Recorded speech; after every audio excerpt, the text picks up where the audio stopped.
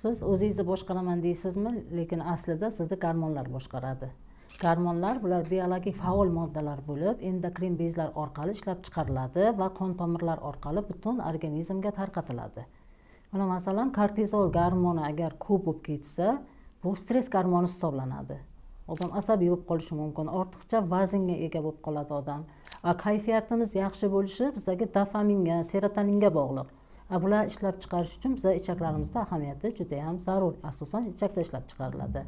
Uyquning yaxshi bo'lishi uchun melatonin gormoni juda ham muhim. Kechasi bilan telefon ko'rib, uyquni vaqtida uxlab, vaqtida turmaydigan bo'lsak, melatonin gormoni ishlab chiqarish buziladi va keyinchalik uyqusizlik bezovta qilishi mumkin. Qondagi shakar miqdorini kamaytirishimiz uchun, normada ushlashimiz uchun insulin gormonining ahamiyati katta. Jinsiy faollik uchun erkaklarda testosteron, ayollarda estrogen, progesteron gormonlari, xullas biz bu ro'yxatni uzoq davom ettirishimiz mumkin.